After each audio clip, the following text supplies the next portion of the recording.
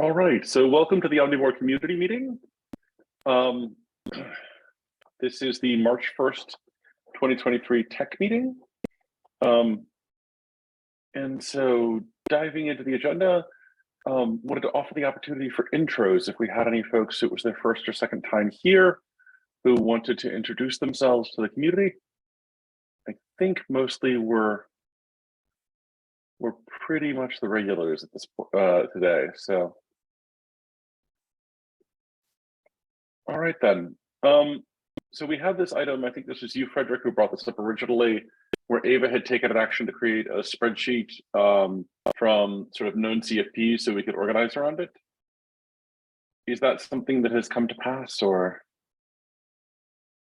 I'm actually building that right now. Oh, good. Excellent. I know every so often, like, being on an agenda is the right spur at the right moment. All right, so I will, on the presumption that while your spreadsheet abilities are formidable, they are not so formidable as to build a spreadsheet in under 15 seconds. I'm going to go ahead and move on to the agenda. I will actually drop a link right now in the chat and you can share it. Ooh, let me add it to the agenda. You may have underestimated my spreadsheet abilities. Or how much caffeine I've had today. That, I'm going with that. So there's a really good episode of Futurama where Fry drinks too much coffee, and that's my vision of you right now.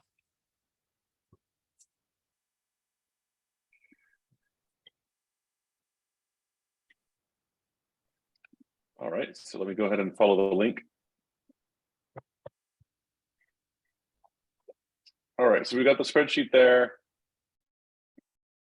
And I think we have probably some things when we get to upcoming events. That actually, let me put the upcoming events before the active discussions in the agenda. I wound up there because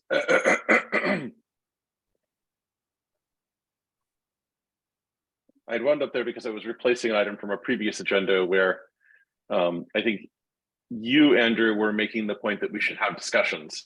And I thought, well, that's no longer a live agenda item, but it's a great placeholder for listing out the discussions and nudging people towards them. Yeah. All right, so upcoming events, things, and please feel free, folks in the background, while I'm running the meeting, to transliterate some of these to the spreadsheet. Aha! I see this is already underway. Excellent. So we've got some generic things from which to pull events. We've got a Usenix winter event coming up June 7th, a general desire to do something at DEF CON, a pointer to reproducible builds conference coming up in Hamburg.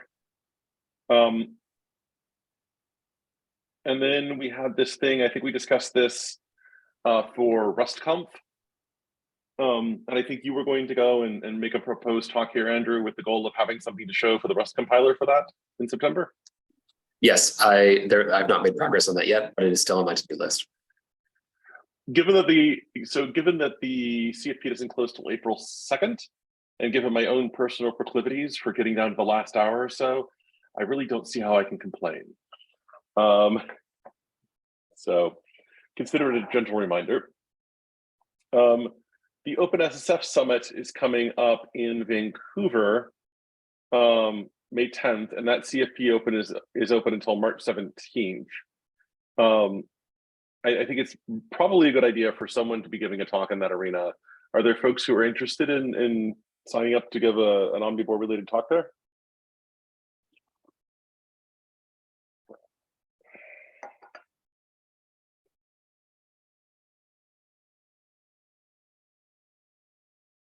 Okay. And we also have the Linux Security Summit, which is also co-located there. And that CFP is literally closing today. So might also be a good place to try and talk a bit about OmniBOR. I got one more event as well once we're done with this. Ooh. No, please, let's add the other event. Okay, so right after QCon, there will be several of us at or at least a few of us at RSA Conf in San Francisco. So I would recommend, even though there's no actual talk there, that it is an opportunity for some of us to possibly meet up. I will strongly second that. I know there will be several meetups. There will be an SBOM specific meetup. I don't have the date or location for that yet, but those of us who just love SBOMs, Alan will be in town and there'll be a gathering for that. There are people who love SBOMs. That's awesome. Anyway, so I would also sort of like throw out this question: do we want to add an event tab to the website? Because I know for past communities we've done that with no small amount of success, including being able to say, "Hey, there's this meetup at this event, and here's the link to information about it."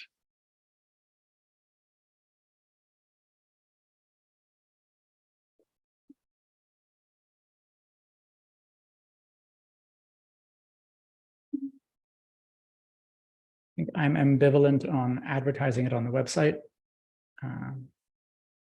Okay. I do think if we could get more good. Having the recordings all collated into one spot on the website is a very useful artifact. But telling folks where we're going to be is, I don't know, yeah.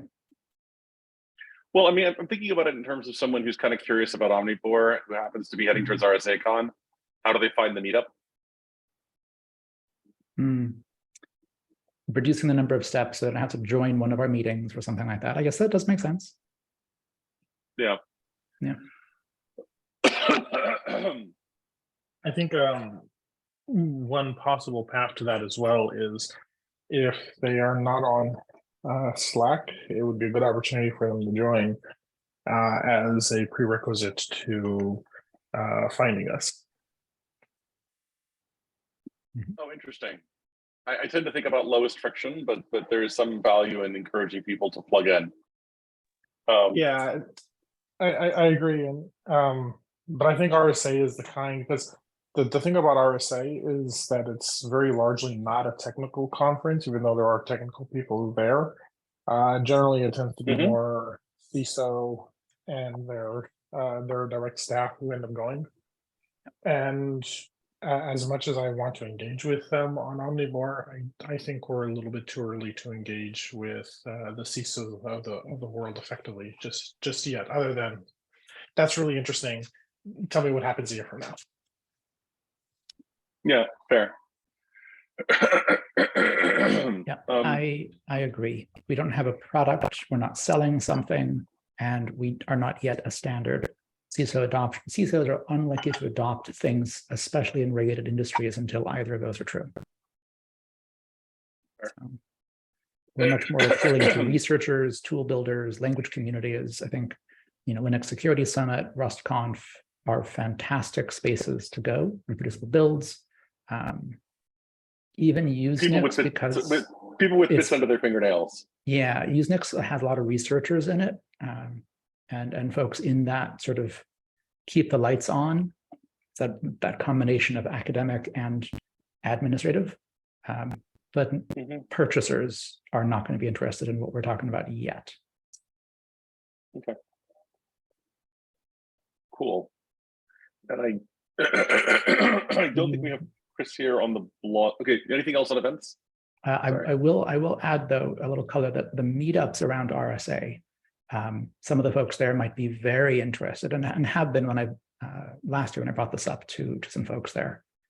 Technologists who founded a company, who are the CTO of a security company XYZ. They are a fantastic group to test ideas on or get interest and feedback from. Some of them might be early adopters. Yep, makes sense. All right. POCs. So I think we have a POC here. Is this you, Barathi? Yes. Awesome. Do you want me to stop sharing and hand off to you? Yes. That would be good. Thanks. Let me stop sharing and go click the happy security button that I always forget. don't have permissions to share. Okay, now. I just fixed that. Okay. I always forget. All right, just a second. Okay. So,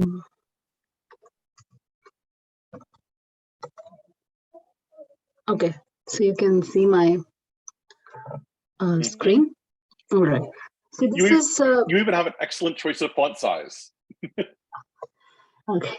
So this is just to based on what was discussed in the last meeting or the one before, where the compilation process only captures the hash of the file as fed during the compilation. But if the file itself, the source file itself, was generated or patched, we miss the information of how that source file was generated during our OmniBOR ADG graph generation, because we don't capture that information. So the idea is that, let me just start with a simple example. So we have a source file, a simple hello.world, and when we compile it and generate the OmniBOR information, you will basically see something like this. And let's say this is the hash for hello.c. And in this case, this is the leaf node because this file comes as it is checked in the repository. So there is no issue. But suppose I say patch hello.c with hello.patch. And now we're not seeing your typing right now on the share. You're not? We're seeing your terminal, but we're not seeing anything that you just typed. We just heard you typing. Was that supposed to be seen on the share? Yes. Or at least I'm not seeing you typing. Maybe someone else is. Nope. Okay. Let me just different terminal, Bharati. No, it's the same terminal, but let me just make sure that I only have one terminal and share that. Okay. Sorry about that.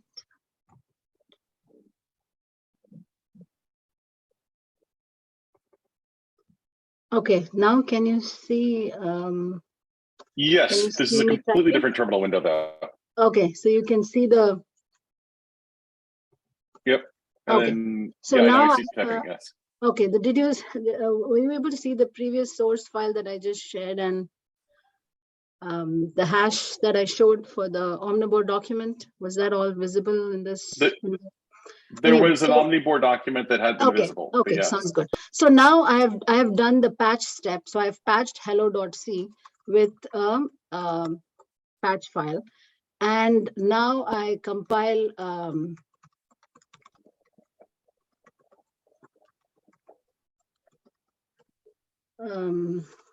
Let's say they are one with hello.c. Sorry. And now let's see what is the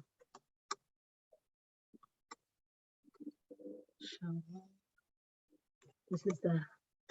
So here again, if I do git hash object hello.c, I have this for the patched hello.c, but we don't have the dependency graph basically ends here, and we don't have further information about how this file was created. So the aim of this POC is to achieve that. Say suppose patch step created a document like this. Let's say the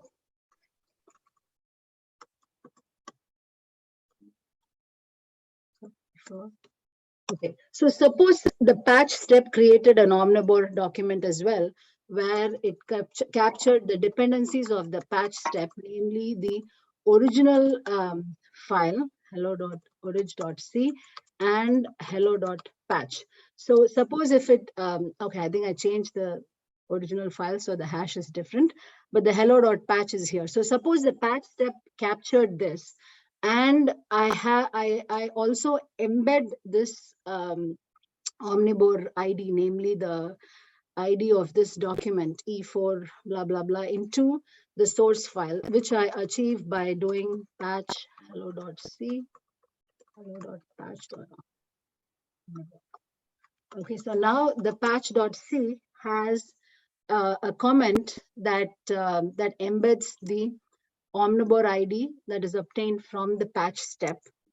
And then let us now compile this file.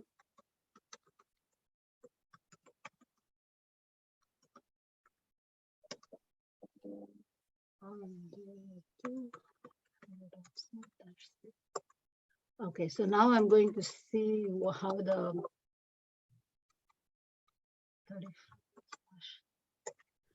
so here so this is the hash for hello.c, and now you have a link that will show how to get the information about how this file itself was generated. So now the leaf node doesn't stop with just hello.c, but it continues to give the information about the patch step as well. So this is the idea that was discussed. So yeah, so from here you can actually go and fetch the information for the patch step. So for this, of course, we all know that all the tools in the build process would need to become OmniBOR aware for accurate ADG generation. So if fortunately for this case, it's fairly straightforward. So if somebody is using their build step, it's fairly straightforward to even create this OmniBOR document by hand, because it mostly involves mainly only two files, namely the patch file and the original source file. And I mean, until the step that patch becomes aware, I can even yeah. So yeah, and since this is inserted in the very first line, the context need not be present to patch. So I mean, even this patch file was hand generated. So until such time we can have our POCs done this way. But at some time, yes, the patch file would need to generate the OmniBOR document. And as discussed, the challenge is the way this is introduced in comments is different for files with different extensions. So patch tool would need to be a little bit more intelligent about what file extensions it's patching. Yeah, and I think this is, I was just reading about the SolarWinds, how it was actually done. And I think, as my understanding goes, the build step itself was hacked. So the source file was modified before compilation. And so in this case, in such cases where the leaf node does not match to a file in the repository, I think if such checks are introduced, potentially one could capture vulnerabilities where a source file is changed oblivious to the build process. Ooh, that is actually really interesting. I had not thought that through in that way, but that's a fairly easy parity check. Because if you actually have a picture of how the generation steps work, then that's a fairly good, yeah, no, I'm sorry, I'm babbling because I'm just happy about that idea right now. Yeah. So, any questions?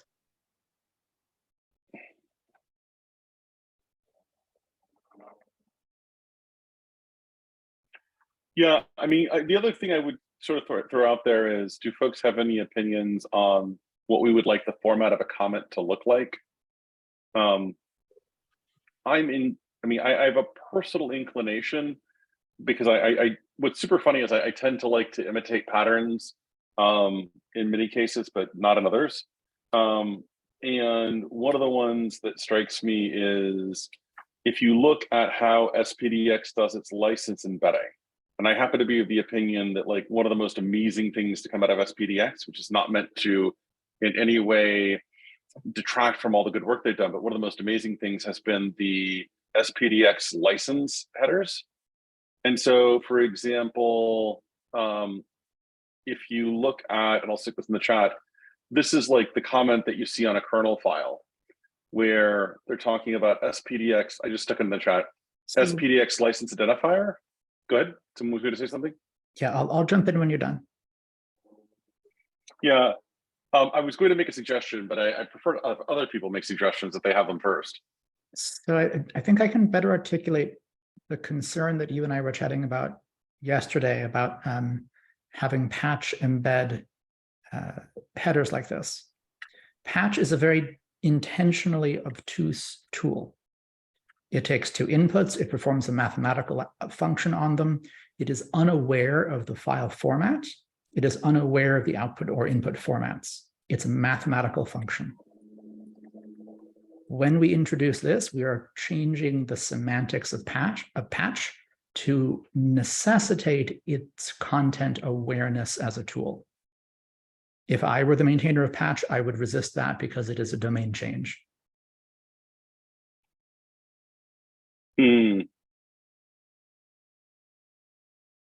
Okay. That's to agree, because there are other tools that use patch that assume that patch does not do any transformations outside of its known mathematical function, and you will break a surprising number of things. If patch ever changes its output semantics. People have been considered invariant for over 20 years now.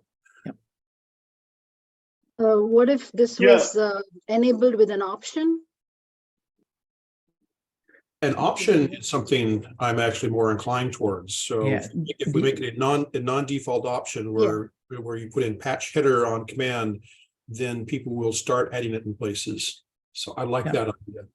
Making it an option to patch, and thereby also allowing patch to reject a request and say, hey, I don't know this file format, I can't honor your option, right? That makes a lot of sense to me from a usability perspective.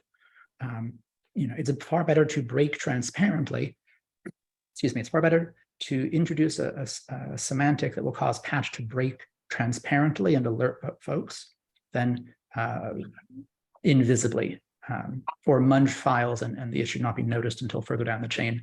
This also, my other suggestion was if we do not embed, but have patch output all of the other context here to, file system storage, but don't embed, we can get a lot of the same results without modifying the text file format. Not as much, So I agree. But I think we have several things in motion here, and I want to sort of just distinguish among them just because I think it'll facilitate conversation. So I think we have the question as to the obvious, to the contract for patch now versus the contract you may want from patch if you wanted to participate in this scheme. And I tend to concur generically, although it's part of a broader discussion that is ongoing right now, that generally speaking, you don't want to change behaviors unless there's at least some indication of that, whether that be an option or an environment variable or something of that nature. I also, though I had not considered it, very much like your notion of just throwing your hands up and breaking in the most obvious possible way as soon as possible. One of the lessons that was learned so long ago that it's tended to be forgotten, because I think it was originally learned from PL1, is the worst thing a program can ever do is run. This is what I learned from my father, because I'm a coder like my father before me, so I learned it at my father's knee. For those of you who are unfamiliar with PL1, it was a program that would make the attempt to figure out what you meant if what you fed it was garbage. And it was learned that this was a really bad idea. So to the point where people used to play pranks on operators by mixing up the cars for their PL1 programs just to see the look on their face. I think we're in the process of learning that lesson again. I'm sorry, what? I think we're in the process of learning that lesson again. If you change the name from PL1 to ChatGPT. Yeah, I was just gonna say. Yes, I feel like this time. I feel like this time we're going to learn it with zeros on the end. if any of you have led a public enough life, I highly recommend a suggestion that Ian Coldwater made of going and asking ChatGPT to write a biography of you. It's fascinating, especially if you ask it more than once, because you'll get entirely different biographies with entirely different false information. Conflicting false information. It tends to write obituaries for living people. Yep. Yeah, so basically the net though is I like the notion of trying to make it optional. I like the notion of having sort of a way that anything that's generating a source code would go about embedding things. I do like the SPDX pattern, because much as I have an impish tendency towards astonishingness, I completely agree with Mark that generally that's bad. I mean, and so I would tend towards something like, one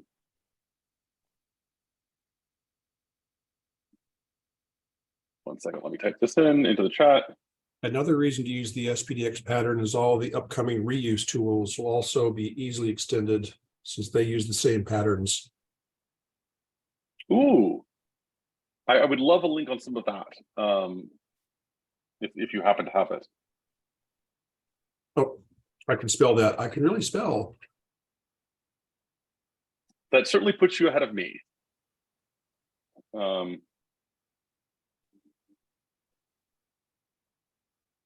Reuse is a human and machine readable set way of specifying the metadata for complex licensed repositories and projects.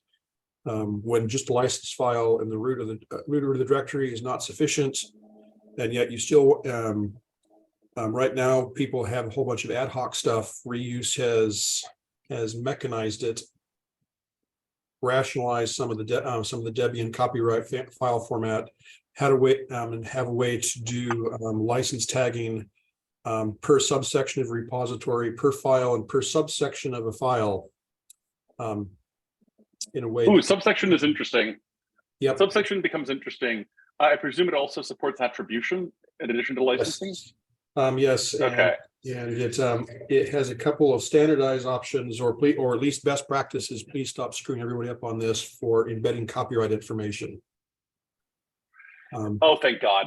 I mean, I will tell you, as somebody who had to deal with that problem 15 years ago, like, please, for the love of God, people, put license headers in your files. Please, for the love of God. But not the whole license header, just the SPDX tag, please. Anyway.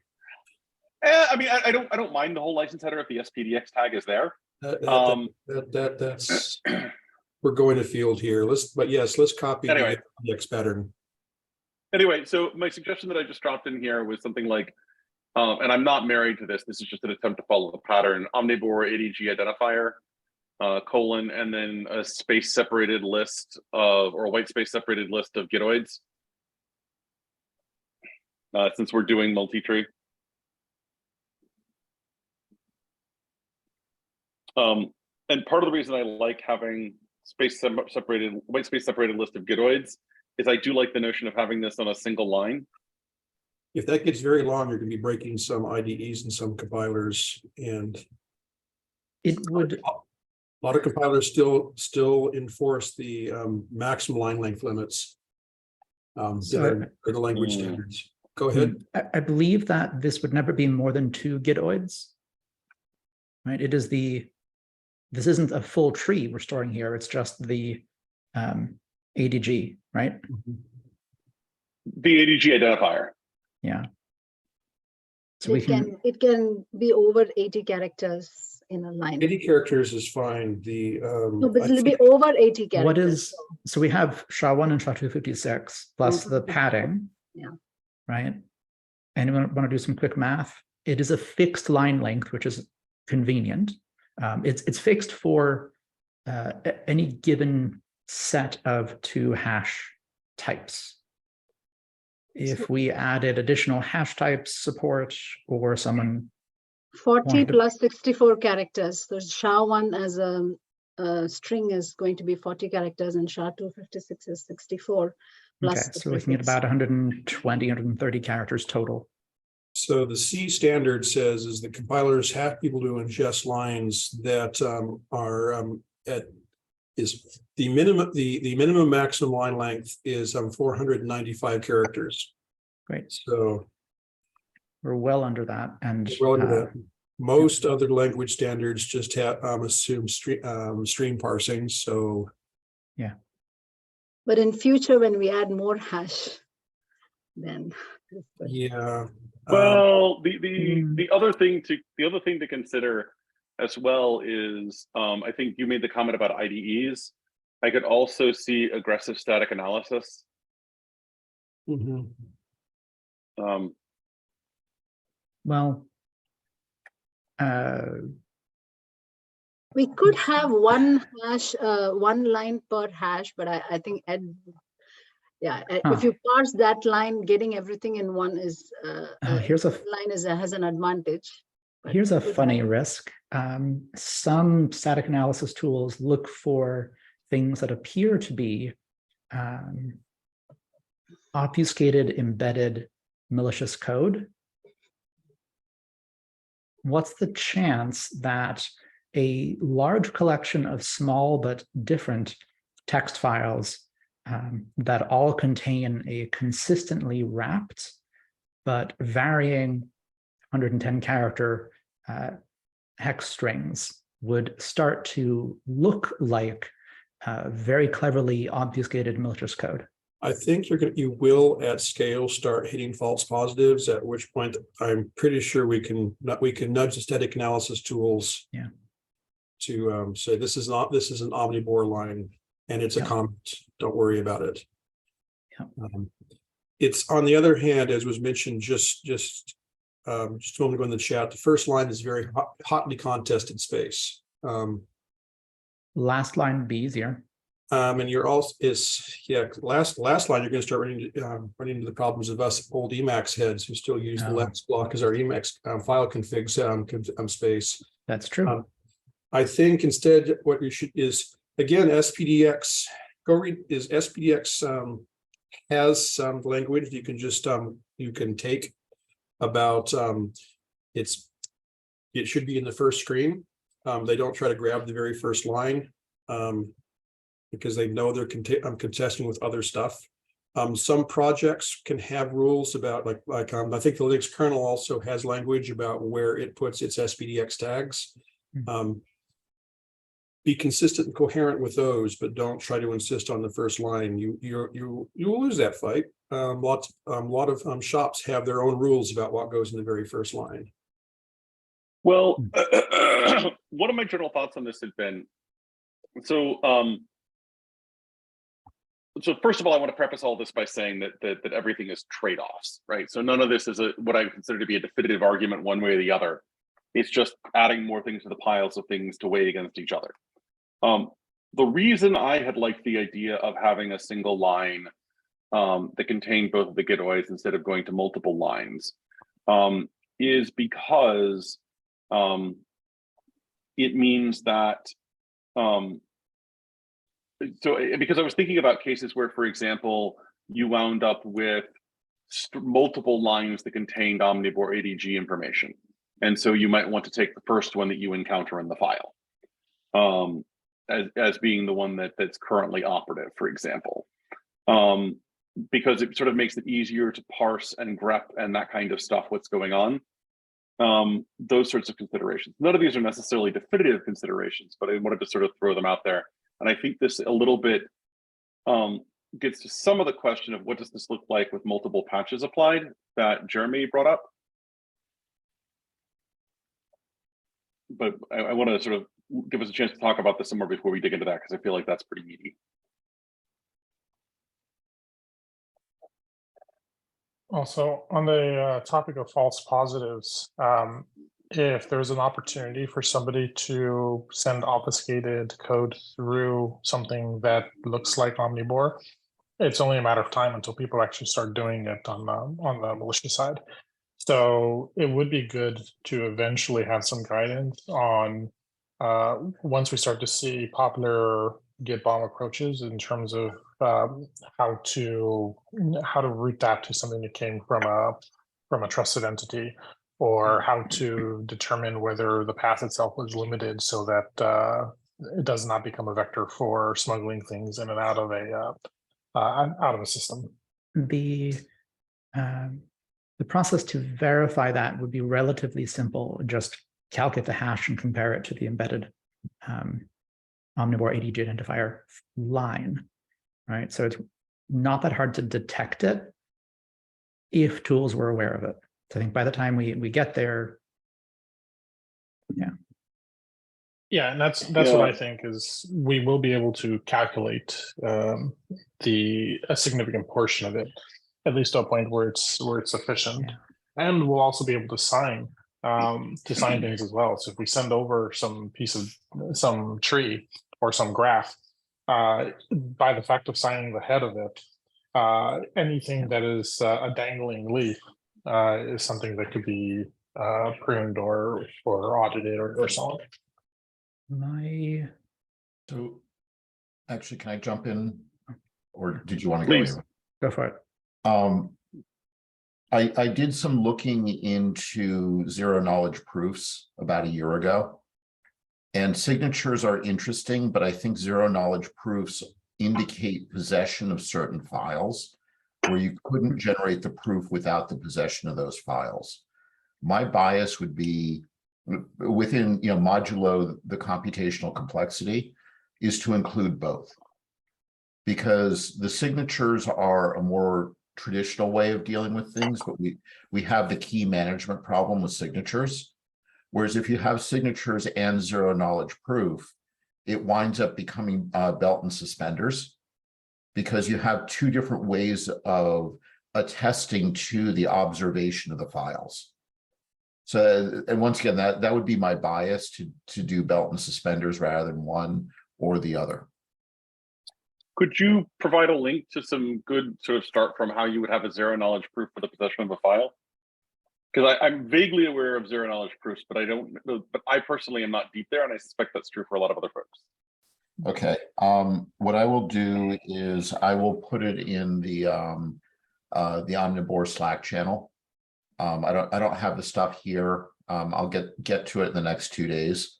I just have to dig through my old notes to figure out exactly how to provide zero knowledge proofs of file possession. Would this be an example of how one might use ZKP in what you're thinking of? I have a tree of downstream code, and I am not going to share that source code, but I'm going to integrate it into something else that contains open source code. And so I publish a zero knowledge proof, the possession of all the files that correspond to a truncated node in the artifacts dependency graph. And that allows people to verify that that node is both signed by me and accurately reflects stuff that I really have, rather than potentially just gibberish that's masking malicious something else. Is that how you're thinking of it? That is how I'm thinking of it. Okay. And right, I know that there are zero knowledge proofs that prove a hash on a file, and that proves possession. It would be very interesting to see whether we could modify those zero knowledge proofs for the Gitoid rather than for the hash. I got to imagine that it's a pretty simple thing, but all of a sudden we can, build a proof that says, yes, we generated this Gitoid and we could not have generated it but for seeing the file. Yeah. Okay, so really quickly, because we are running a little tight on time. I do feel like there are a couple things here. I do want to get this to pointing folks towards the discussions. So we've got the what does it look like when multiple patches are applied that I think Jeremy brought up.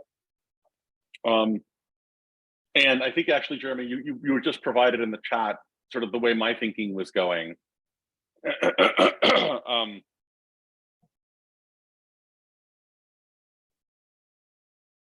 So That Yeah, was kind of the way originally I'd sort of like just envisaged that each time you applied patch, you would end up with another one of these lines and give you a history or something like that.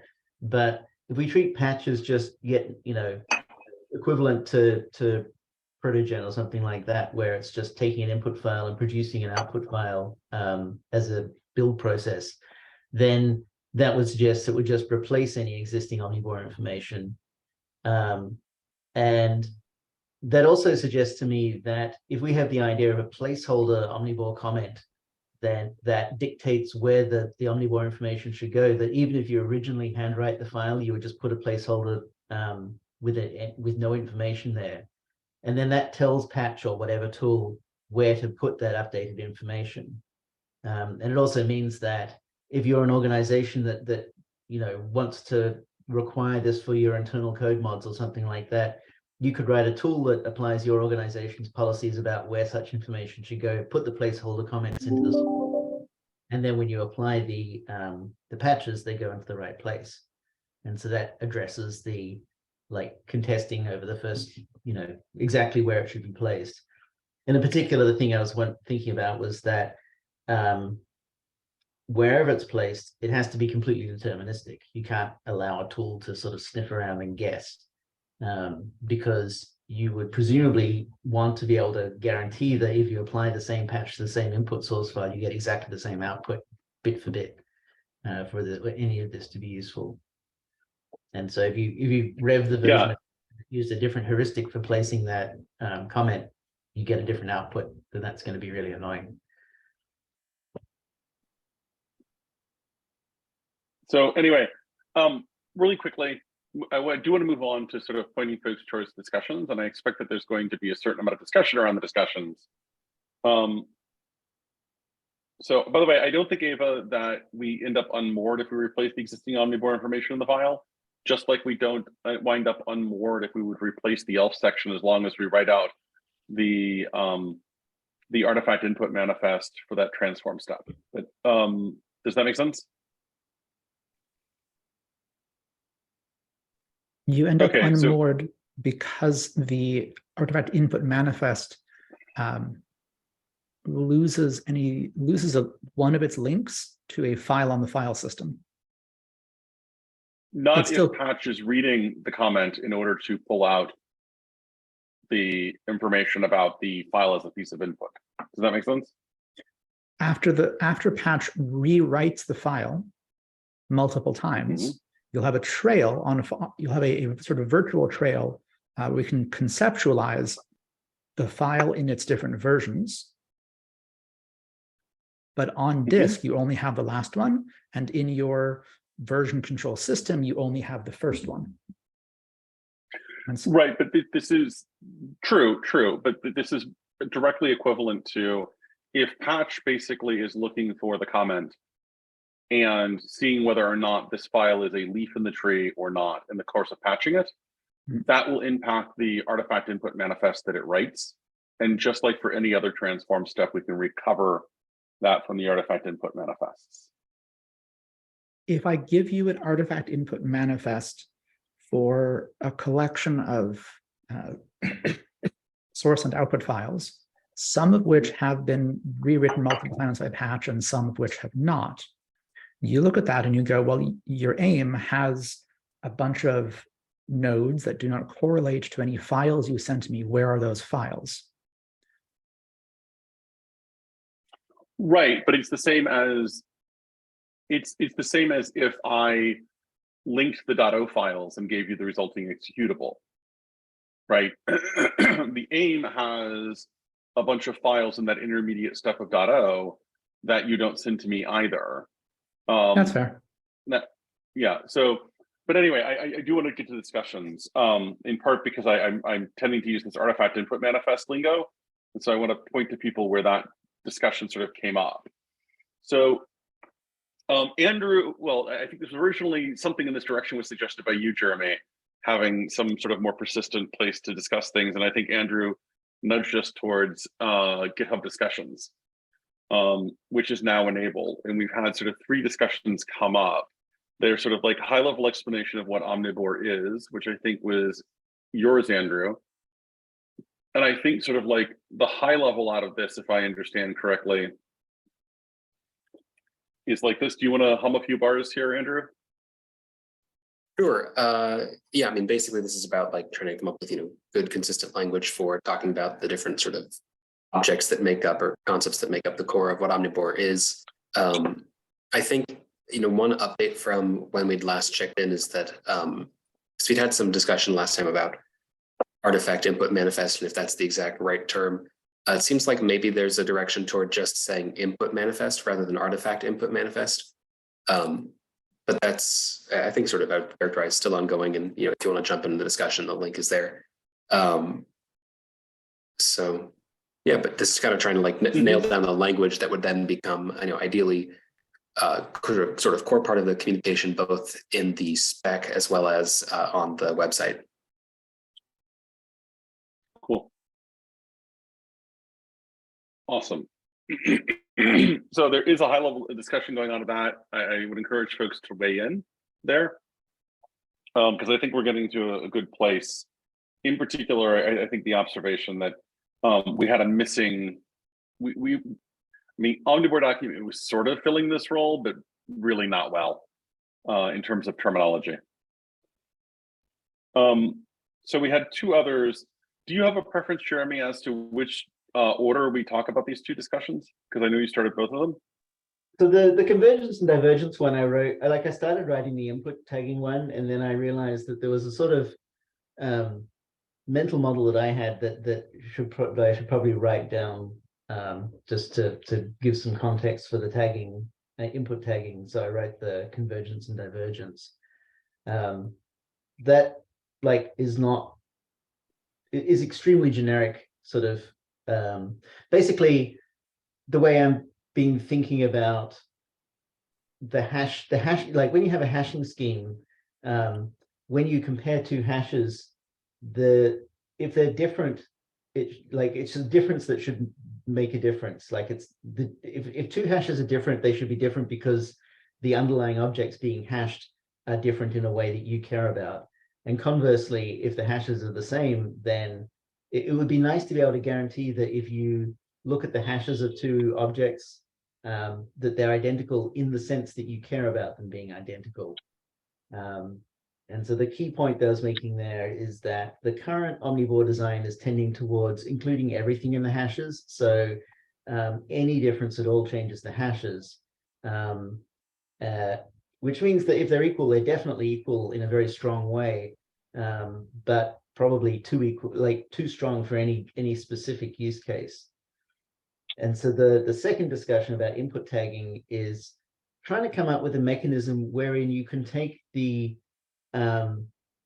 extremely strongly hashed OmniBOR information where everything is included in the hash, and then strip out the parts that you don't care about, so that you can get a weaker hashing scheme that more closely corresponds to your actual use case. My initial reaction to this is, at the beginning of a build process, it is impossible to know the use case of anyone at the end of that build process's consumption of the artifacts. Right, exactly. So the idea here is that you have the very strongly, like, everything included original metadata, and then enough information within that metadata that you can strip it back locally to match whatever your own use case is. Okay, so let me try and repeat what I think I heard you say, Jeremy, so you can confirm or deny, and possibly a rephrasing may help folks wrap their head around it. So I think basically what you're saying is we're still producing sort of all the inputs version of this stuff, but because this can result in something that is more fragile in a sense to change, then I may actually want, for my use case, you're kind of looking for ways for how could I strip out the fragility that I don't care about. Yeah. Right. So if I is that kind of where you're getting to? Yeah, pretty much. Yeah, so that connects back to several conversations we've had about, if I change the comment in a file, but there's no functional change, then from the use case of security scanning, made more efficient by having the input manifest and dependency graph, that particular change is semantically not valuable. And so it shouldn't result in divergent trees. Yeah, But exactly. a different use case applied to the same set of artifacts might be do license scanning or something else. So if we limit the use, if we implement something that, say, calculates a hash based on a preprocessor stripping all comments from a file, as an example of a way to increase convergence. If we did that, we would reduce the potential use cases for all consumers at the end of this. So, okay, I'm going to sort of call a little bit of a time check because so first of all, highly encourage folks to participate in the conversation on these things, because I think they're going in interesting directions and the links are right here. I do want to come back to one other sort of question here. And we can sort of decide, because I've noticed that we've had a lot of leaking of not strictly spec discussions, but sort of also definitely not POC related tech discussions into the tech meeting. Now, we've still given on the tech meeting priority to demos of things that people are doing, which I think is a good and important thing to do. But I do want to sort of ask the question, does it still make sense to alternate tech and spec meetings?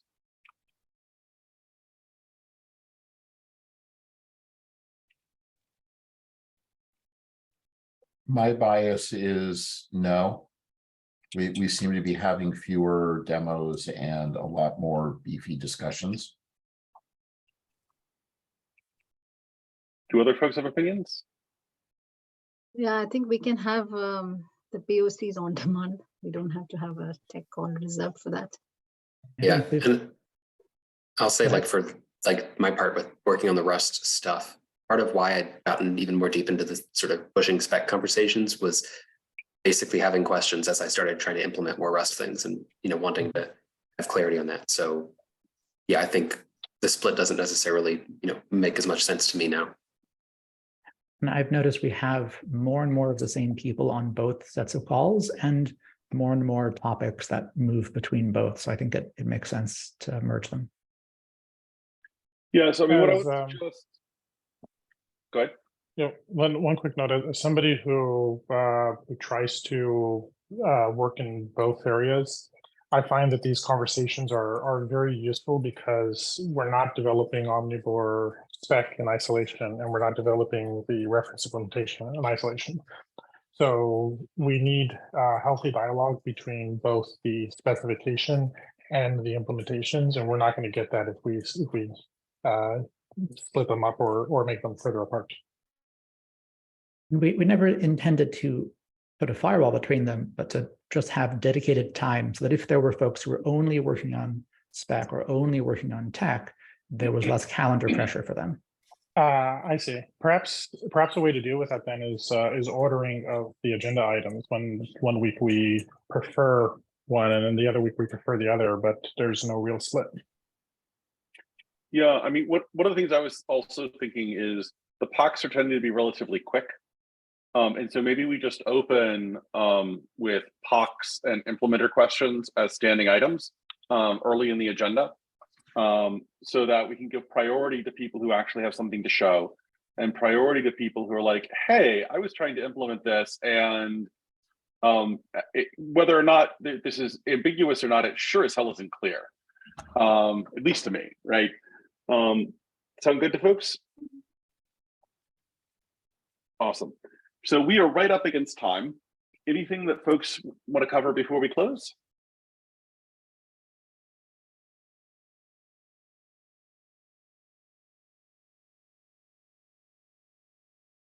All right. Well, thank you, Cool. Ed. Thank you, everybody. Talk to you later. Bye. Thanks, y'all.